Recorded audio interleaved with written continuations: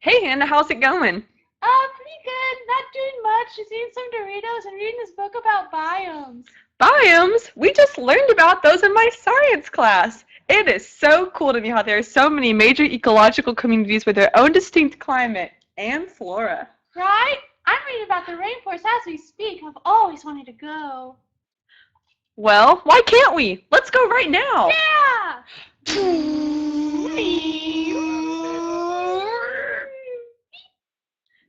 This is so beautiful and green. What a sight. Absolutely. Actually, if you're wanting to know more about the rainforest too, Ooh. rainforests are tall, thick jungles. Tropical rainforests grow where it is humid all year long and where it rains a lot. A rainforest in South America can get up to 30 feet of rain in a year. Wow. Compare that to Texas, where we usually get about 30 inches of rain in a year. Mhm. There are tropical rainforests in South America, Africa, Asia, and Australia. They grow in warm areas near the equator, which is the imaginary line that goes around the middle of the Earth. And the temperature ranges about 80 degrees Fahrenheit.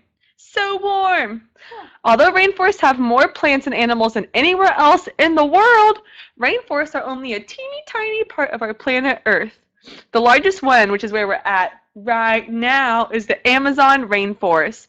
The Amazon rainforest is known as the lungs of the world because it gives off so much oxygen. Actually, it breathes out about 20% of the world's oxygen supply just from that tiny little area. Rainforests are among the most important ecosystems in the world. And an ecosystem, in case you were wondering, is a community of plants and animals that depend on each other. Most plants and animals live in the rainforest or more than anywhere else in the world. Scientists tell us that half of all the plant and animal species are found in the rainforest. Inside the rainforest, plants and animals are everywhere.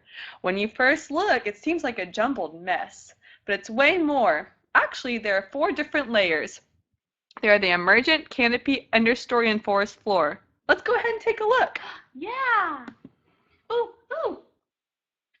So, the emergent layer only has a few tall trees that break through the I see canopy. so many clouds. Yeah, these trees can be as tall as skyscrapers.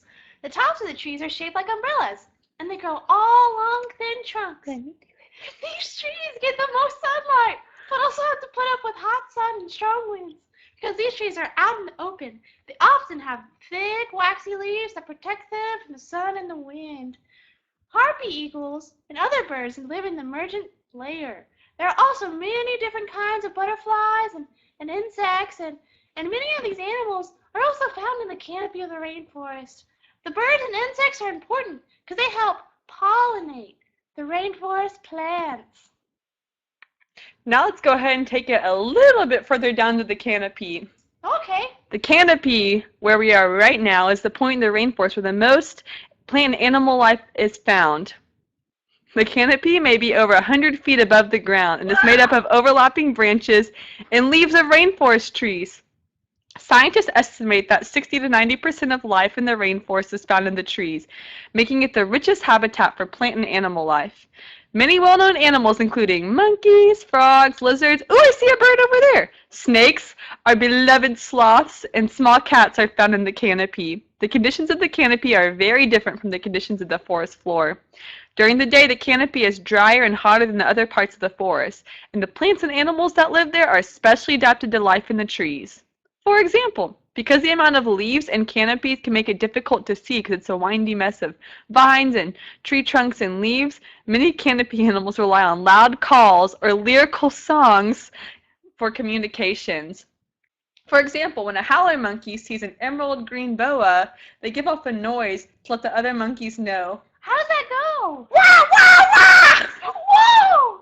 That was awesome! Gaps between the trees mean that some canopy animals can fly, glide, or jump to move about in the treetops. I think I just saw a flying squirrel. Whoa! Scientists have long been interested in studying the canopy, and as you can see, they have built up rope bridges, ladders, and towers to help with discovering the secrets of the canopy. Now let's move it down a little bit more. Ooh, the understory. This is the hot damp and the air is very still. This part of the rainforest is under the leaves but above the ground. The understory is a tangle of shrubs, young trees, palms, and woody plants that can grow in the shade of taller trees. The small amount of light that the understory encourages the plants to think of smart ways to survive. Ooh. The leaves of many of these plants are very large, so they can absorb or soak in as much sun as possible. The plants in this layer of the forest hardly ever go higher than 12 feet, which I think is still really tall. Many houseplants are found in this part of the rainforest, like the zebra plant, the prayer plant, and the peace lily. These plants can live in your living room as well as your understory because they both places that get little sunlight. I had a house plant once, but Oh. it died. Oh. Well, many rainforest animals use camouflage. They have colors and patterns that help them hide in the rainforest. A moth may look like a leaf.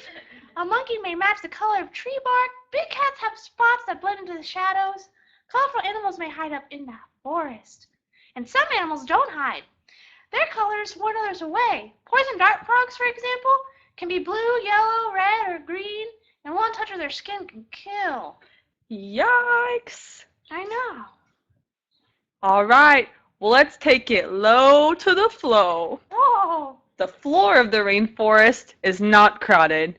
Very little sun reaches the forest floor. It is very warm and humid in this layer. Plants that don't need a lot of sun grow here. Fallen leaves, dead plants, and animals will decay or rot very quickly. One of the largest and oldest trees in the rainforest is a kapok tree.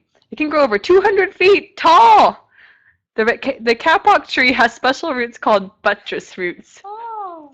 These roots can grow up to 15 feet tall.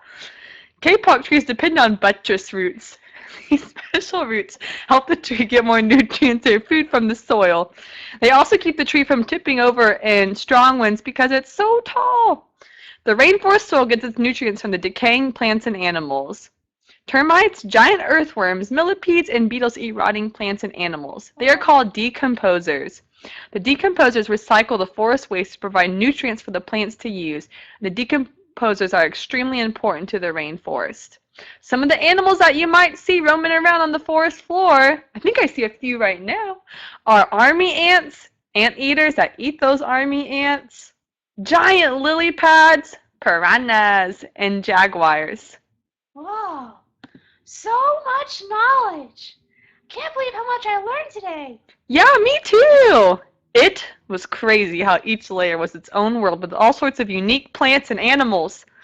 I will say, though, I need to get back in time for dinner.